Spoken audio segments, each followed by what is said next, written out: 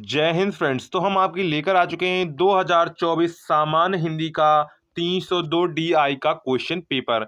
यहाँ पर हमने दो क्वेश्चन पेपर डाले थे जो सॉल्व करने थे, तो यहाँ पर हम लोग आगे क्वेश्चंस को सॉल्व करेंगे।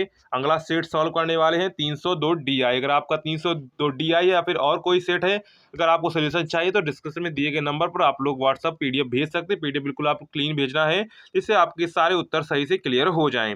तो अगर आपने अभी तक चैनल को सब्सक्राइब नहीं किया तो चैनल को सब्सक्राइब कर लीजिए। आपको यहाँ पर सभी पेपर के एक्यूरेट आंसर की मिल जाएगी, जिससे आप पता कर पाएंगे आपका कितना पेपर सही हुआ है, कितना पेपर गलत हुआ है। तो यहाँ पर खंड का प्रश्न आ जाता है। सबसे पहला क्वेश्चन यहाँ पर था, आचार्य रामचंद्र शुक्ल ने हिंदी गद्य की प्रथम पुस्तक माना है।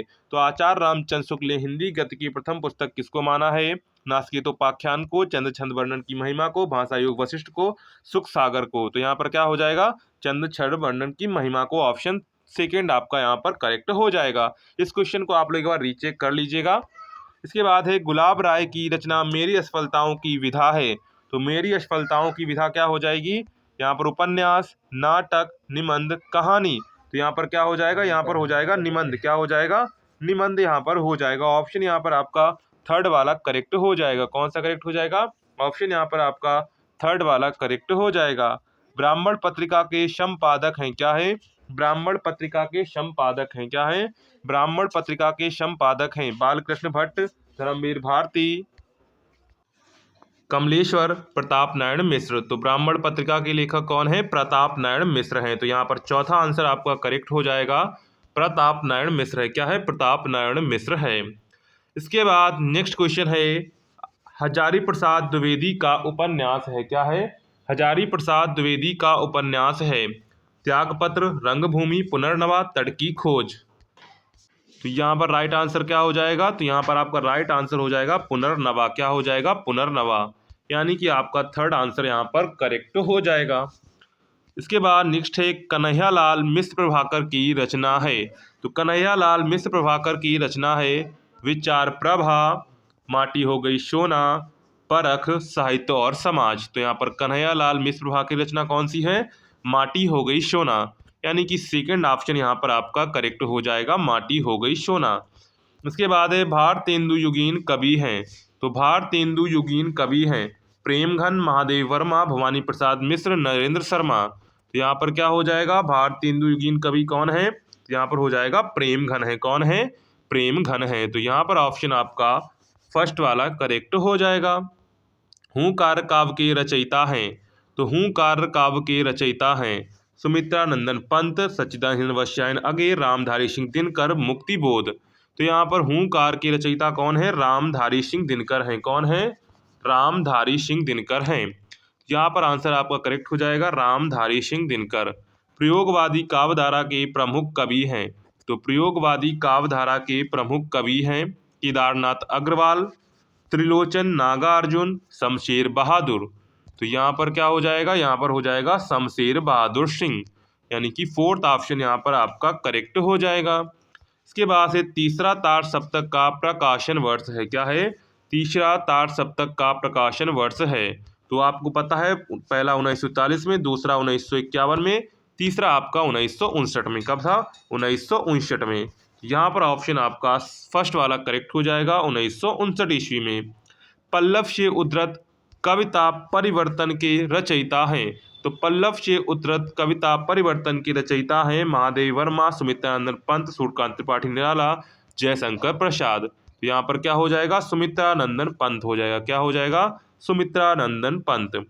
इसके बाद, दिए गए गद्यांश पर आधारित निम्नलिखित प्रश्नों के उत्तर दीजिए। तो यहाँ पर आपको ये गद्यांश आपको दिया गया था। ये गद्यांश आपको पता है अशोक के फूल से लिया गया था। किससे लिया गया था?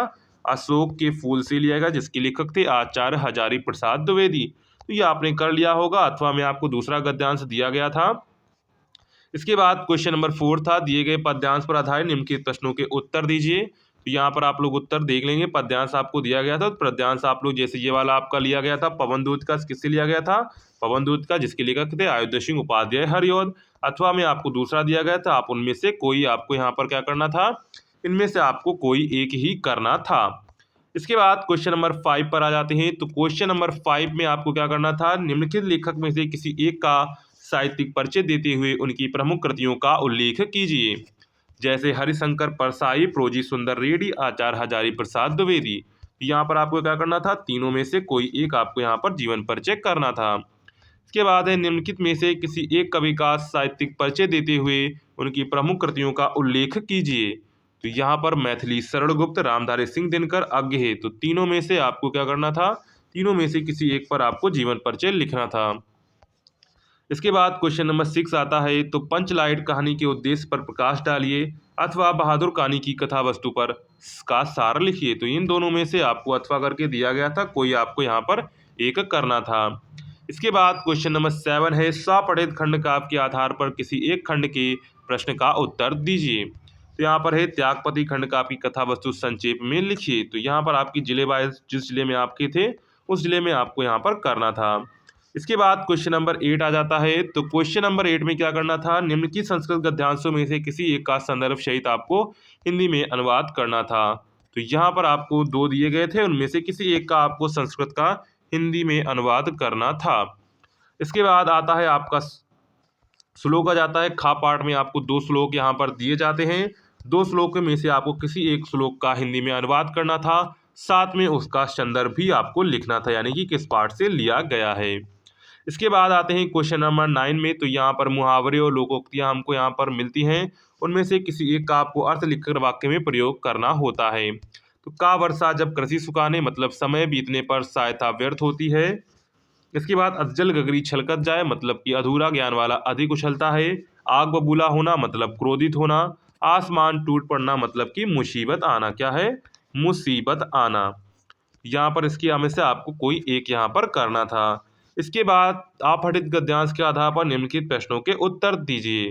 तो यहाँ पर आपको यह अपठित गद्यांश दिया गया था, उसको आपको यहाँ पर 3 प्रश्न दिए गए थे, उनके आपको यहाँ पर आंसर्स करने थे, तो इनको आप कर लेंगे। इसके बाद 11 के का प्रश्न पर आ जाते हैं। निम्नलिखित शब्द युग्मों का सही अर्थ चयन करके लिखिए। यहाँ पर पहला है अम्ब। तो अम्ब का मतलब क्या होता है, माता, और अम्बु का मतलब होता है पानी। तो यहाँ पर ऑप्शन आपका कौन सा करेक्ट हो जाएगा, ऑप्शन बी वाला आपका करेक्ट हो जाएगा, माता और पानी। क्या हो जाएगा, माता और पानी। इसके बाद है भवन और भुवन, क्या हो जाएगा, भवन और भुवन। तो भवन का क्या होता है, भवन का होता है घर, भुवन का होता है संसार। तो यहाँ पर ऑप्शन कौन सा करेक्ट हो जाएगा, तो यहाँ पर ऑप्शन आपका ए वाला करेक्ट हो जाएगा, आ वाला आंसर आपका करेक्ट हो जाएगा, घर और संसार। इसके बाद है निम्नलिखित शब्दों में से किसी एक शब्द के 2 अर्थ आपको लिखने हैं, वारिद, द्विज, मित्र। इनमें से आपको किसी एक शब्द के 2 अर्थ लिखने थे। इसके बाद है निम्नलिखित वाक्यांशों के लिए एक सही शब्द का चयन करके लिखिए। यहाँ पर है, जिसका कहीं अंत ना हो, अनेक, अनंत, अगण, अनभिन्न। तो यहाँ पर जिसका कहीं अंत ना हो तो वो होता है अनंत, क्या होता है, अनंत। कम बोलने वाला, तो कम बोलने वाला अमितभाषी, बहुभाषी, मितभाषी, मृदुभाषी। तो कम बोलने वाला क्या होता है, मितभाषी होता है, क्या होता है, मितभाषी। ऑप्शन सा आपका करेक्ट हो जाएगा। बाद निम्नलिखित में से किन्हीं 2 प्रश्नों के वाक्यों को शुद्ध करके लिखिए। पुत्री पराया धन होती है, आज मेरा बड़ा भाई आ गया, तुम मेरे को पुस्तक दे दो, मैं इस लड़की को पढ़ाया हूँ। इसका आपको 2 वाक्यों को शुद्ध करके लिखना था। इसके बाद क्वेश्चन नंबर 12 पर आ जाते हैं। तो शांत रस का लक्षण देते हुए उसका एक उदाहरण लिखिए। श्लेष अलंकार अथवा उत्प्रेक्षा अलंकार का लक्षण एक उदाहरण दीजिए। चौपाई अथवा दोहा छंद का लक्षण एवं एक उदाहरण लिखिए। इसके बाद 13 क्वेश्चन है, छात्रावास की जीवन शैली विषय पर अपने मित्र को एक पत्र लिखिए अथवा विद्यालय में खेल कूद की सामग्री की ओर ध्यान दिलाते हुए प्रधानाचार्य को एक पत्र लिखिए। इसके बाद लास्ट क्वेश्चन हमारा बचता है 14, निम्नलिखित विषयों में से किसी एक विषय पर अपनी भाषा शैली में निबंध लिखिए। भाषा में भारत में क्रांति, भारतीय लोकतंत्र का भविष्य, विज्ञान वरदान या अभिशाप, विद्यार्थी जीवन में अनुशासन का महत्व, मेरे प्रिय कवि लेखक। तो यहाँ पर आपको क्या करना है, आपको 5 टॉपिक दिए गए, 5 टॉपिक में आपको किसी एक टॉपिक पर यहाँ पर आपको भाषा शैली में निबंध लिखना है। तो ये आपका हो जाता है 300 DI का पूरा सोल्यूशन। अगर आपको वीडियो पसंद आया हो तो वीडियो को लाइक करिएगा, चैनल को सब्सक्राइब करिएगा। मिलते हैं नेक्स्ट वीडियो में, तब तक के लिए जय हिंद।